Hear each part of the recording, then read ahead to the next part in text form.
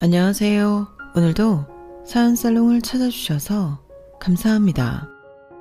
저는 오랜 기간 동안 가장 가까운 사람들에게 착취를 당해왔던 한 사람입니다. 저는 진심으로 그들을 가족이라고 생각하며 제 모든 것을 기꺼이 희생했지만 그들은 고마워하기는커녕 오히려 더 악랄하게 저의 시간과 노동, 금전까지 착취해온 악마 같은 인간들이었어요. 하지만 여러분, 제 걱정은 하지 않으셔도 괜찮습니다. 저는 우연한 계기로 이들의 실체를 알게 되자마자 둘도 없이 통쾌한 복수를 해줬거든요. 사이다처럼 속이 뻥 뚫리는 제 이야기를 지금부터 여러분들께 들려드리겠습니다.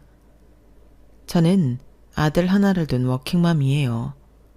얼마 전까지만 해도 상가 건물에 작은 공간을 임대하여 그곳에서 화장품 가게를 운영하고 있었어요.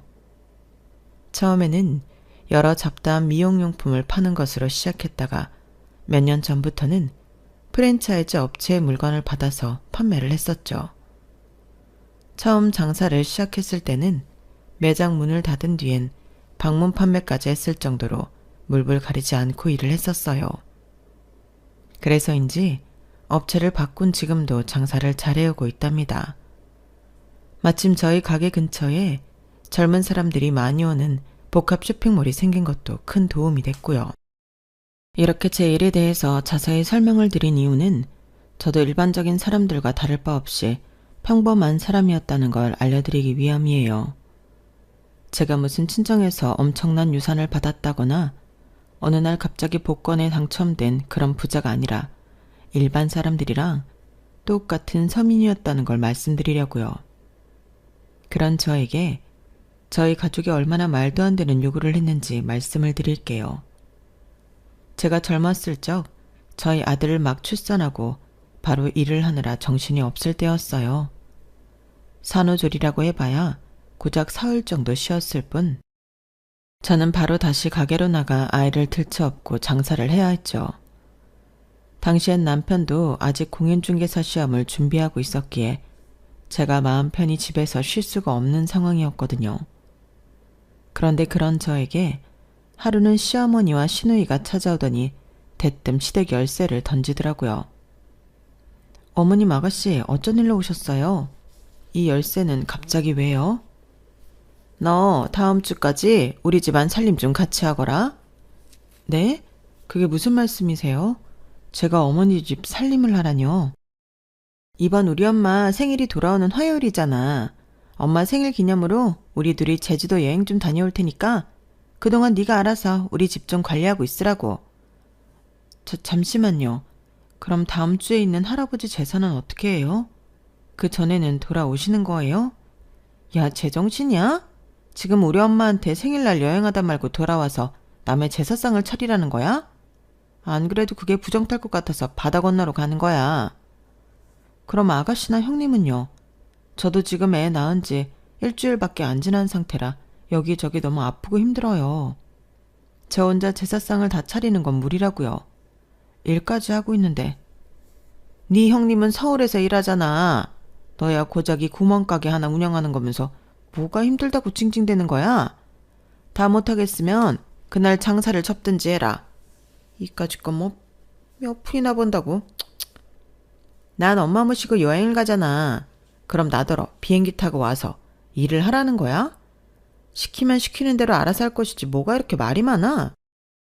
두 사람은 막무가내로 열쇠를 던져놓고 가버렸어요. 혼자 시댁집 열쇠랑 남겨진 저는 어이가 없었죠. 하지만 그렇다고 무리한 요구를 하는 시어머니와 시누이한테 저도 힘들어서 싫으니 배째라고 버틸 수도 없는 노릇이었어요. 음력 생일을 챙기는 시어머니 생신이 하필 제사 날짜와 겹친 것도 맞고 당시 사회 분위기상 며느리가 고된 시집살이를 하는 건 당연한 일이었기 때문이죠. 그때만 해도 며느리는 집안의 종이라는 인식이 팽배했으니까요. 결국 저는 온통 욱신거리는 몸으로 갓난쟁이를 들쳐업고 집, 가게, 시댁, 다시 집을 들락거리며 두 집 살림을 해야만 했답니다. 서울까지 출퇴근을 하며 일한다는 형님은 그런 저를 거들떠도 보지 않았어요. 하긴 명절을 포함해 모든 가족 기념일에 형님은 얼굴조차 비추지 않은 날이 많았죠. 결국 그의 제사는 제가 전부 혼자 준비할 수밖에 없었네요. 아주버님과 남편은 그런 저를 보면서도 물컵 하나 제자리에 갖다 놓질 않고 하루 종일 TV 앞에서 맥주를 마시고 담배나 피워대더군요. 아주버님이야 그렇다 쳐도 남편조차 애 기저귀 한 번을 갈아주질 않고 마냥 퍼질러 놀고만 있었죠. 원래도 제 시집살이가 고되긴 했지만 애를 낳은 직후여서인가 그날이 유독 힘들어서 아이 젖먹이면서 눈물을 뚝뚝 흘리고 말았네요. 그날뿐만이 아니라 남편은 항상 집안일은 뒷전이었어요. 그놈의 공인중개사 시험을 합격해 부동산을 차린 이후엔 더욱 심해져서 저는 제 아들을 거의 혼자 키워내야만 했답니다.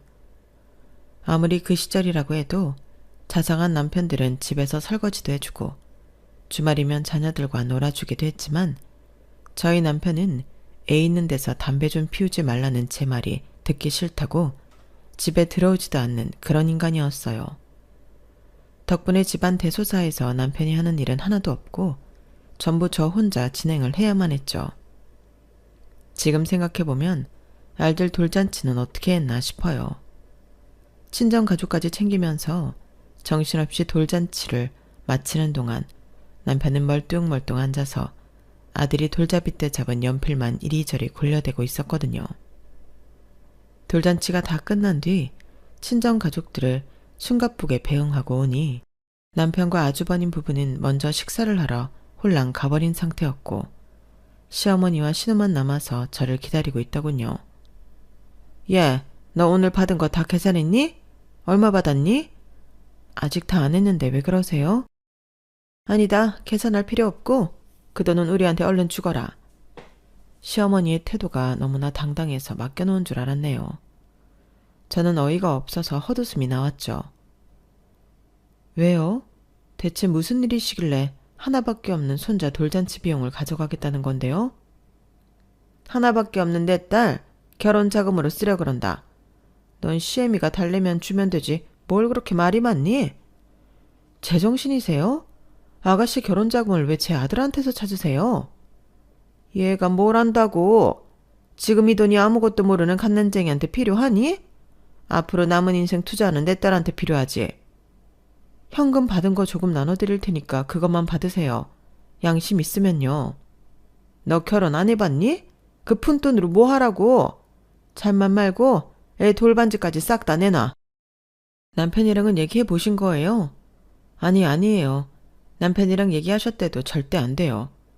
돌잔치 막 끝낸 손주 돌반지 뺏어가는 할머니가 세상에 어딨어요. 네 남편도 찬성할 거다. 애 아빠가 괜찮다는데 네가 왜 그러니? 애가 뭘 안다고 돌반지에 그렇게 목을 맸냔 말이다. 그거 없어도 애 키우는 데는 아무런 문제 없다. 결혼식 끝날 때도 축의금 받을 테니 정 그러면 그때 받는 축의금으로 돌반지 하나 해주면 될 것 아니냐. 얼른 그거 전부 내놔라. 얼른. 시어머니와 시누이가 워낙 우악스럽게 강도짓을 하니 저는 결국 제 아들의 돌반지까지 전부 다 빼앗길 수밖에 없었어요. 빈털터리가 된 채로 식사자리에 간 저는 밥 한 숟갈 편하게 넘어가질 않더라고요. 집에 돌아오자마자 저는 남편에게 돌잔치가 끝난 직후에 일어났던 일을 이야기했는데 남편은 그러거나 말거나 세상 귀찮은 표정으로 머리만 벅벅 긁어댔죠. 윤지 결혼식에 아무것도 안 해줄 수는 없잖아. 그냥 그걸로 퉁치는 걸로 해. 그게 그냥 그렇게 퉁이 돼? 자기 손주 돌반지 뺏어가는 할머니가 세상 천지에 어디 있느냐고. 아까 어머님이 분명히 그랬어. 아가씨 결혼식 끝나고 축의금 모이면 그걸로 돌반지 해주겠다고. 당신 그거 꼭 받아와. 알겠어? 다른 건 몰라도 당신이 하신 말씀은 지켜야지. 알았어. 남편은 대충 손을 휘휘젓고는 방으로 쏙 들어가 버렸죠. 신우이는 그렇게 남의 피 같은 돈까지 뺏어가면서 시집자금을 마련하고 식을 올렸어요. 신우이의 결혼식 날 저는 벼르고 벼렀던 일을 하고 말았습니다. 식이 끝나고 혼주복을 반납하고 나오는 시어머니 앞에 딱 버티고 선 거예요. 그리고 약속한 돌반지를 내놓으라고 으름장을 놓았죠. 아직 시누이 시댁 사람들이 많이 돌아다니고 있었기에 시어머니는 적잖이 당황한 듯 해보였어요. 너 미쳤니? 지금 여기서 뭐 하는 거야? 어머님이 약속하신 거 지키시라고요. 축의금 받으셨죠? 우리 선우 돌반지 할 돈 얼른 주세요. 이게 진짜 어디 뺏어갈 게 없어서 남의 축의금을 뺏어가려고 해. 네가 도둑이야 강도야? 애초에 남의 아들 돌반지를 뺏어가지 마셨어야죠. 그리고 어머님이 그때 분명히 어머님 입으로 그렇게 말씀하셨잖아요. 축의금 받으면 돌반지 해주겠다고요. 한 입으로 두 말하기 있어요? 목소리 안 낮춰? 파렴치한 년을 봤나? 야, 요즘 금값이 얼만 줄 알아? 여보 이리 와봐. 목소리 낮추라니까. 제가 목청이 터져라 남편을 부르자 시어머니가 기겁을 하며 절 만류했어요. 하지만 저는 아랑곳하지 않고 남편을 불러내 시어머니 앞에 딱 세우고는 얘기했죠. 당신이 그랬지? 무슨 일이 있어도 애 돌반지는 받아내겠다고. 아가씨 축의금 받고 나면 당신이 책임지고 돌반지 받아온다고 그랬어 안 그랬어? 남편은 잠시 어물쩡거리더니 시어머니를 향해 이야기했어요. 뭐 엄마가 그러기로 했다며. 애 돌반지는 하나 해줘야지. 우리도 아들 키우는 입장인데 우리 애 기저귀 값도 전부 윤지 줬잖아. 웃기는 소리 하네. 우리 때는 애 기저귀는 다 직접 빨아서 해 입혔어. 너도 그렇게 키웠다고? 아유, 돌반지 그거 뭐 얼마나 한다고. 그냥 하나 좀 해줘라. 하객수 보니까 축의금도 많이 나가겠구만. 그거 하나 못 해줘? 남편까지 제 편을 들어주자 연신 주변 눈치만 보던 시어머니도 마지못해서 알았다 대답을 하더군요. 시어머니 입에서 기어코 확답을 받아낸 저는 그제야 자리를 비켜드렸어요. 그리고 시어머니는 정말로 꼭 일주일 만에 돌반지를 해주셨죠. 그런데 저한테 직접 연락을 하기가 싫으셨던지 퇴근하는 남편을 통해 저에게 전달하셨어요. 남편은 저녁에 집에 들어오자마자 제 앞에 의기양양하게 자, 됐지? 하면서 돌반지를 탁 내려놓았죠. 저는 제가 처음으로 목소리를 내서 시댁으로부터 무언가를 지켜냈다는 게 뿌듯했어요. 그리고 그게 제 아들의 돌반지라는 것도 좋았답니다. 엄마로서 무언가 해낸 기분이 들었거든요. 그 뒤로 시댁 식구들은 저를 더 미워하는 것 같았지만 저는 아랑곳하지 않고 아들만 바라보며 지냈어요. 사실 시댁 식구들이 전보다 저를 더 싫어하든 아니든 제 생활은 변함이 없었기 때문이에요. 화장품 장사를 하면서 쌈짓돈을 모았다 하면 시댁에서 이런저런 이유를 대며 가져가고 또 모았다 하면 가져갔죠. 틈만 나면 시댁 집안일을 시켜대고 심지어 시집간 시누이 뒷바라지까지 여전히 해야 했고요. 그러던 어느 날 조금 의외의 인물이 제 가게를 찾아왔어요. 바로 형님이었죠. 명절 때도 얼굴 보기 힘든 형님이 갑자기 저를 찾아와 저도 적잖이 놀랐어요. 형님은 마치 어디 멀리 떠나는 사람처럼 본인 몸만한 캐리어를 끌고 가게 문 앞에 서 있더군요. 그 모습을 보자마자 저는 영 느낌이 좋지 않았네요. 형님, 여긴 어쩐 일이세요? 무슨 일 있으세요? 동서랑 할 얘기가 있어서. 지금 많이 바빠? 아니요, 지금은 손님들이 많이 없을 시간이라 여기 앉으세요. 저 혼자 있는 가게를 비울 수는 없었기에 저는 일단 의자를 내와 카운터 옆에 형님과 나란히 앉았어요. 그리고 급한 대로 믹스커피라도 내왔죠. 둘이 어색하게 앉아있는데 형님이 한참 뜸을 들이다가 결심한 듯 입을 열더군요. 동서, 나 이혼해. 오늘 소장 접수하고 왔어. 남편한테는 오늘 저녁이나 내일쯤 얘기할 거야. 그 전에 동서한테 얘기하고 싶은 게 있어서 왔어. 네? 이혼하신다고요?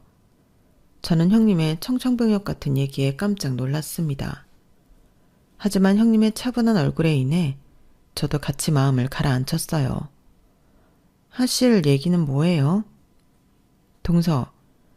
동서도 얼른 이 집에서 도망쳐. 나는 다행히 애가 없어서. 이렇게 도망가는 거지만 동서는 애 때문에 쉽지 않을 거야. 그렇지만 몇 년이 걸리든 나처럼 꼭 도망쳐야 돼. 이 집 식구들 이미 동서한테 못할 짓 많이 하지 않았어? 돈은 돈대로 뜯어가고 일은 일대로 시키고 말이야. 네, 그건 그렇지만 정신 똑바로 차려. 이 사람들은 점점 더할 인간들이야. 이 사람들한테서 빠져나가려면 돈이라도 악착같이 모아놔야 돼. 시댁 식구들이 무슨 짓을 하더라도 못 뺏어가게 꽁꽁 숨겨놨다가 이 집에서 도망칠 기회가 오면 그때 쓰던지 하라고. 이런 이름도 모를 화장품 장사 말고 요즘 인기 있는 브랜드 화장품 많은데 그런 거라도 차리든가. 네, 그건 생각 중에 있었는데 근데 형님, 무슨 다른 일이 있는 건 아니죠? 그런 건 없어. 그냥 이혼하고 나면 이제 동서랑은 남남인데 나랑 똑같은 처지에 있는 동서한테 한마디도 없이 나만 살겠다고 빠져나올 수가 없어서 말이야. 어쨌든 내가 한 말들 꼭 기억해. 네, 알았어요. 고마워요, 형님. 커피라도 다 드시고 가세요. 형님은 괜찮다며 커피를 반이나 남기고 일어섰어요. 형님이 다녀간 뒤 저는 몇 날 며칠 동안 골똘히 생각에 잠겼습니다. 시댁은 형님의 이혼 소장에 난리가 났더군요.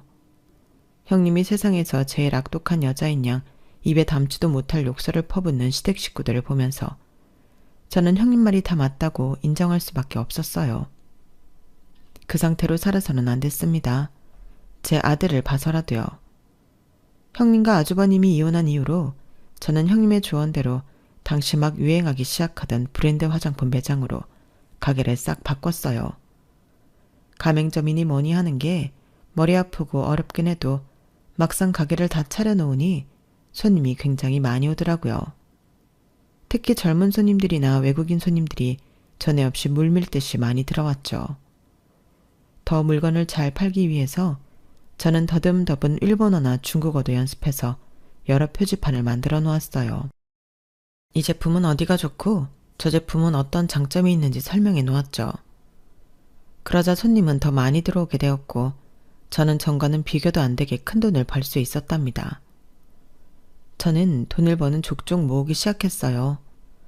저는 형님처럼 머리가 좋고 좋은 직장에 다니는 사람도 아니니 시댁에서 벗어날 생각은 못했지만 적어도 시댁 식구들한테 그 돈을 뺏기지 않고 알차게 모아 저와 아들을 위해 쓸 생각이었죠.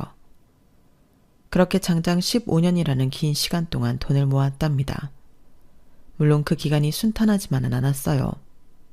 시댁 식구들이 돈 냄새 하나는 정말 기가 막히게 맞는 사람들이었거든요. 아주버님과 형님이 이혼한 지 3년쯤 지났을 때 어느 날 시누이가 짐가방을 들고 자기 친정을 찾아왔죠. 일방적으로 이혼을 당한 것이었어요.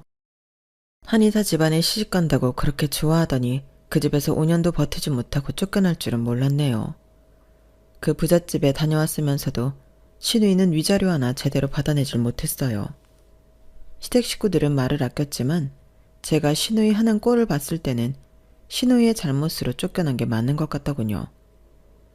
위자료를 한 푼도 못 받았으면 벌써 그 집 앞에 들어누워 위자료를 달라고 농성을 했을 사람인데 아무 소리도 안 하는 걸 보면 확실했어요.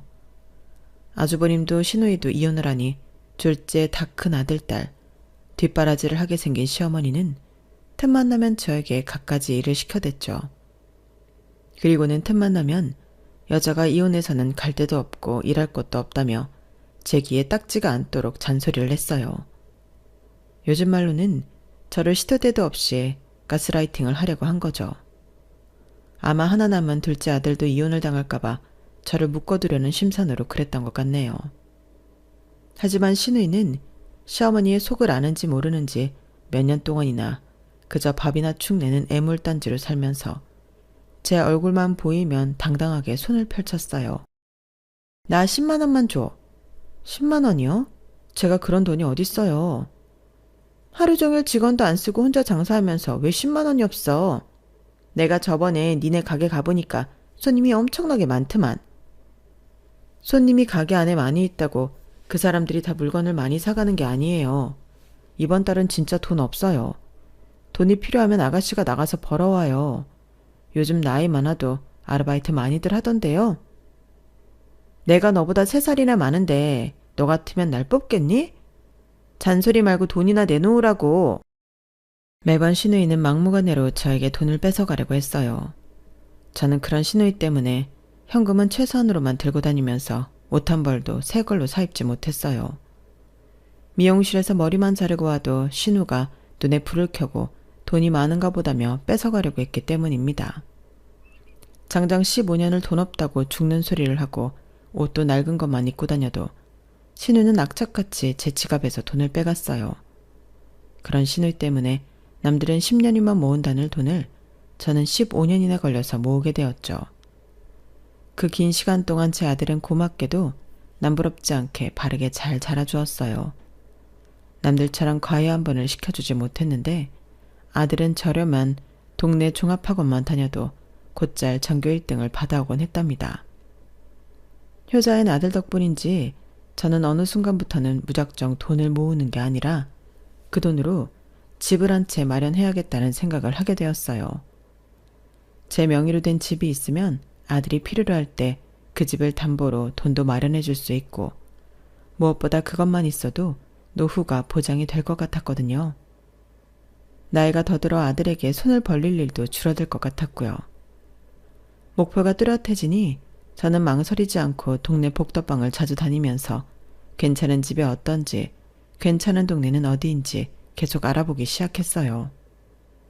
자주 다니다 보니 친해진 사장님들도 생겨 틈날 때마다 귤이며 고구마를 가지고 가 같이 까먹으면서 대화도 많이 나누었고요.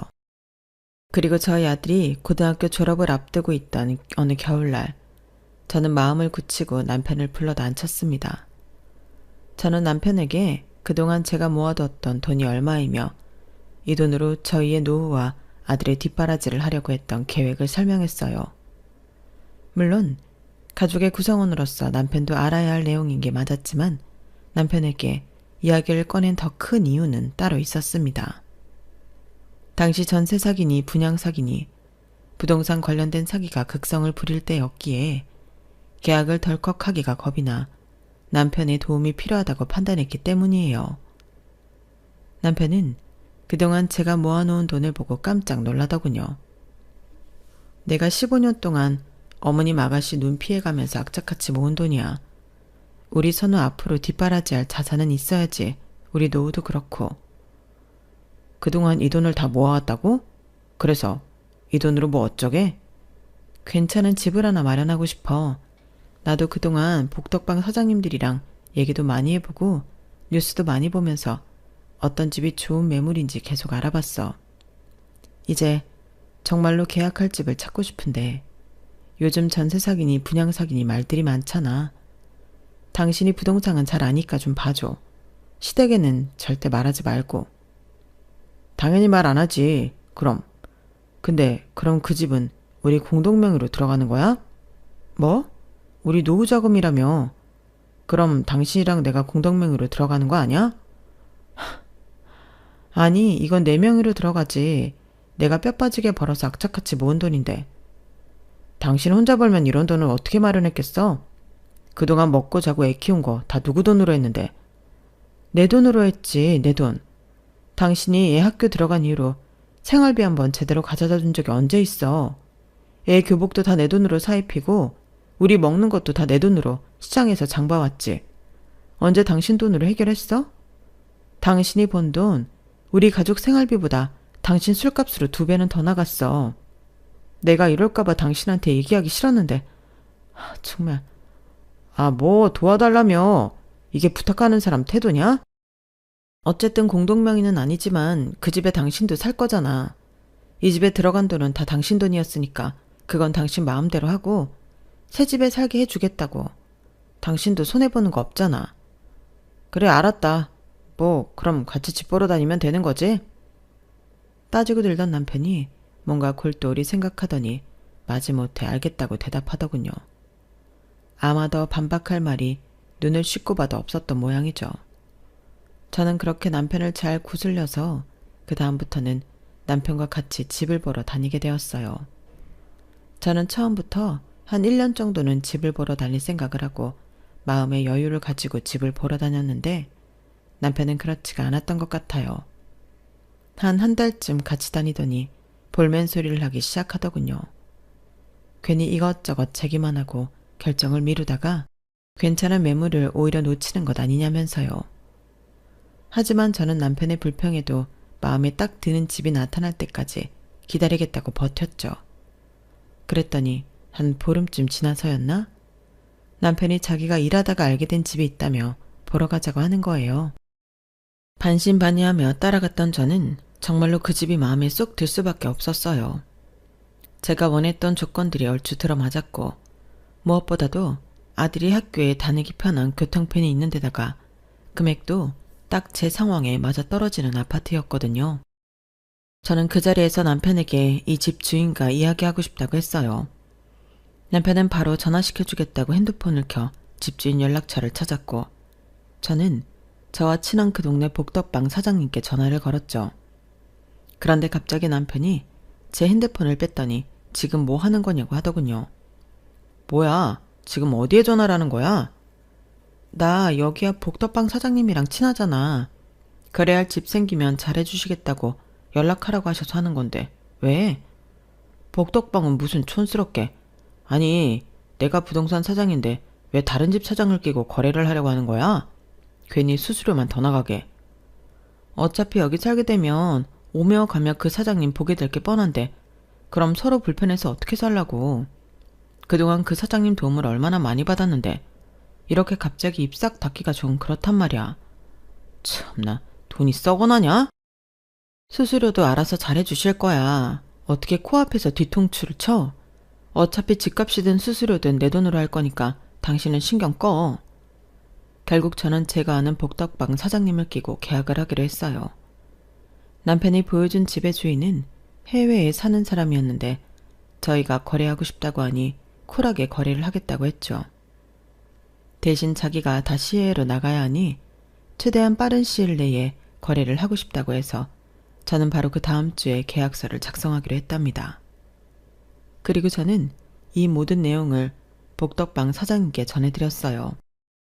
사장님은 자기한테 연락해줘서 고맙다며 성심성의껏 잘해주시겠다고 하셨죠. 또 수수료도 거의 반값만 받겠다고 하셨고요.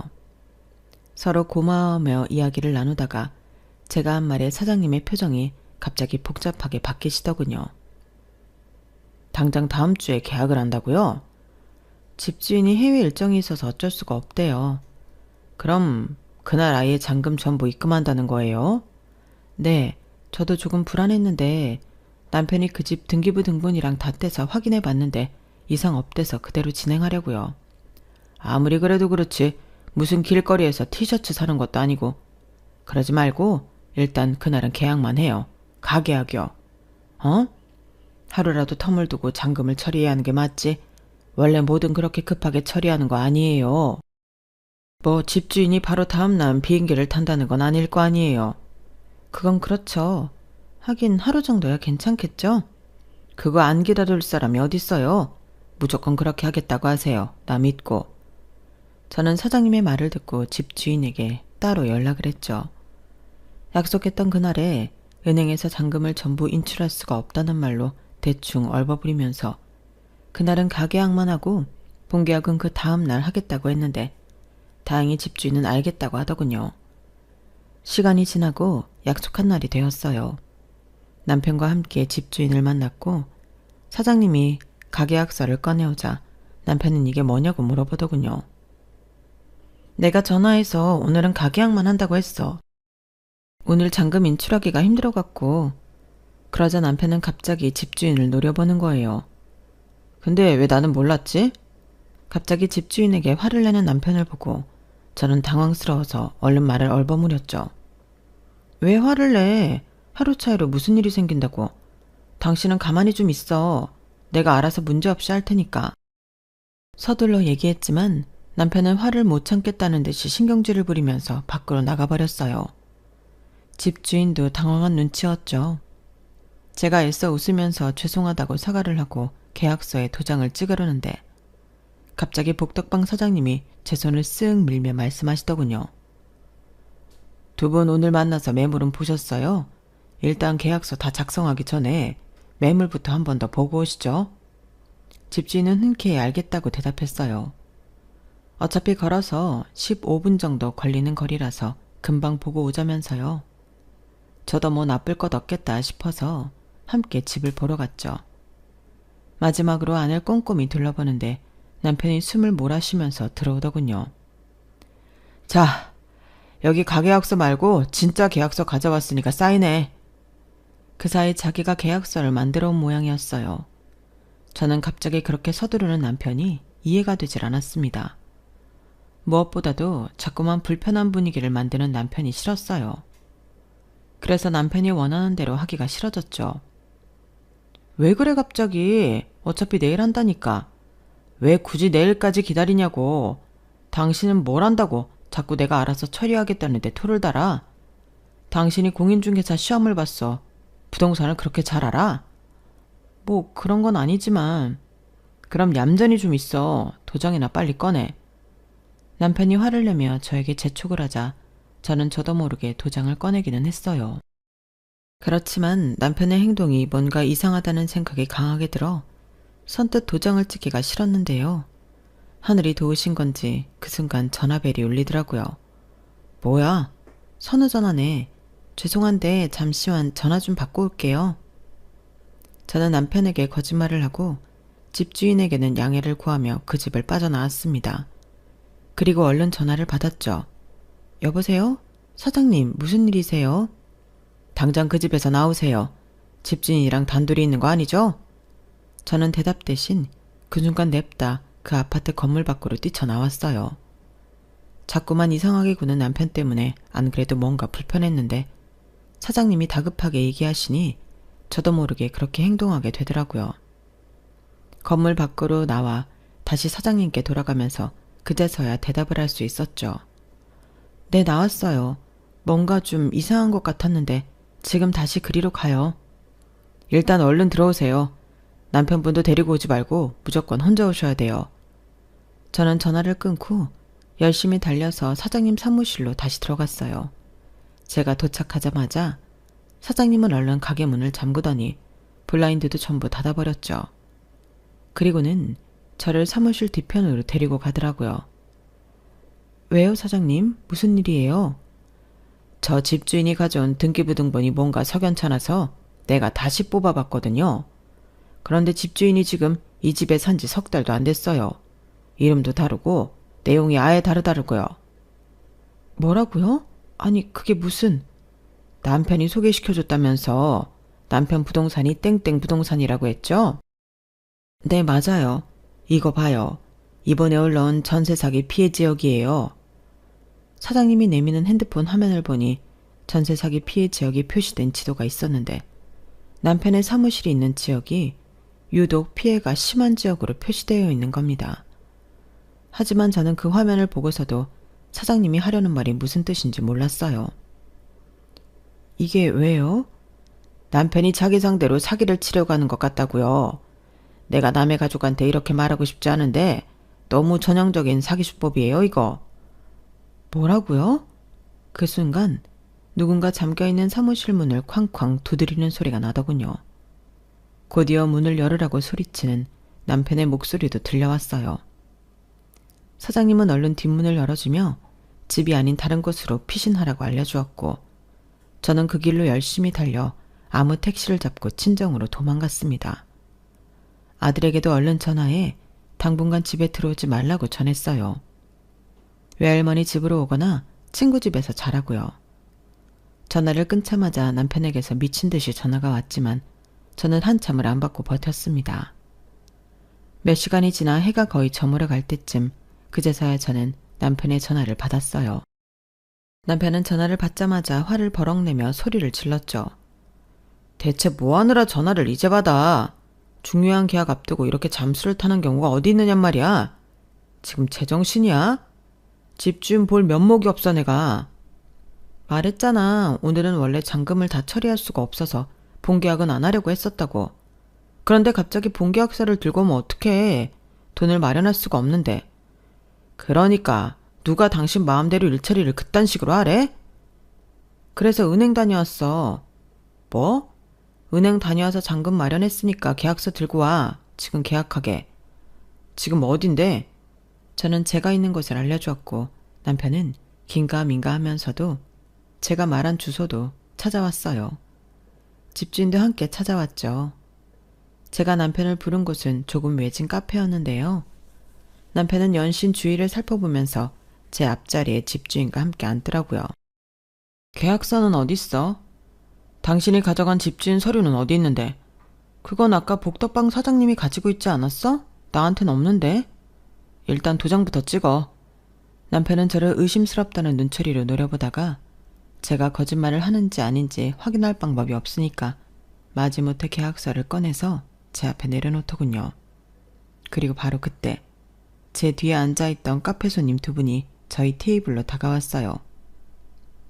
강영철님 되십니까?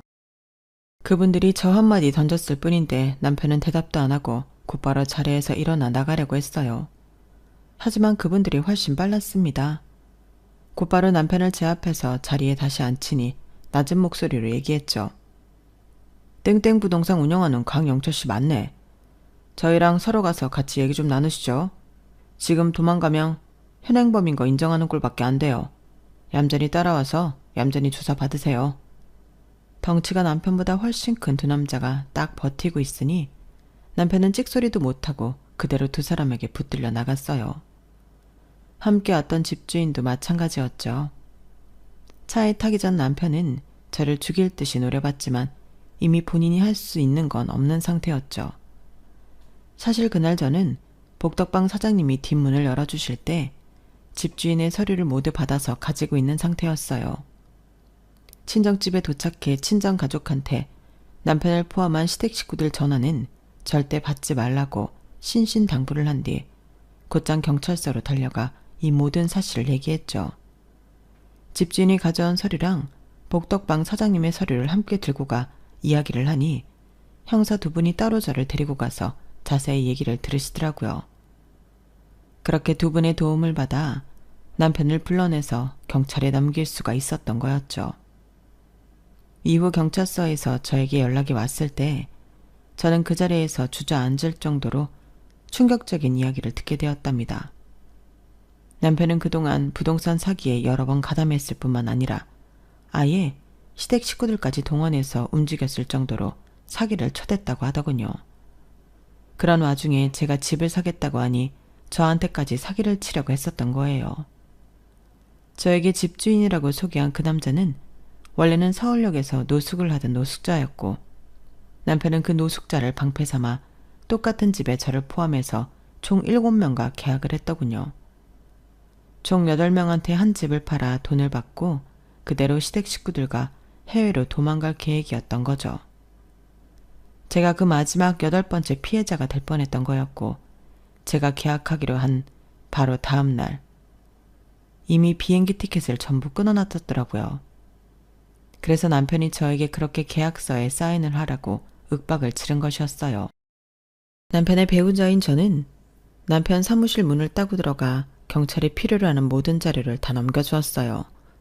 그동안 사기를 쳤던 증거들과 저에게 소개시켜 주었던 그 아파트 계약을 한 피해자들의 서류가 고스란히 다 정리되어 있더라고요. 너무나 명백한 증거 덕분에 남편의 사기 행각에 가담한 시댁 식구들도 줄줄이 경찰에 잡혀 들어갈 수밖에 없었죠. 천만 다행이었던 것은 그동안 남편이 은닉해왔던 재산이 고스란히 남아 있었기에 그동안 피해를 봤던 피해자들에게 돈을 다시 돌려드릴 수가 있었다는 거예요. 그뿐만 아니라 저희가 살던 집에 들어가 있던 남편의 돈과 남편의 부동산을 처분한 돈으로 피해자들이 청구한 위자료도 낼 수 있었답니다. 그 사이 저는 남편과의 이혼을 최대한 빨리 진행해 서둘러 남남이 되어버렸답니다.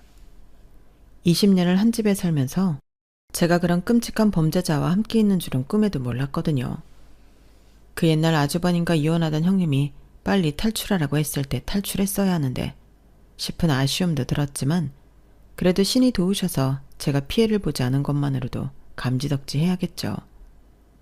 시댁 식구들이 전부 감방으로 들어간 이후 저는 복덕방 사장님의 소개로 좋은 집을 계약할 수 있었답니다.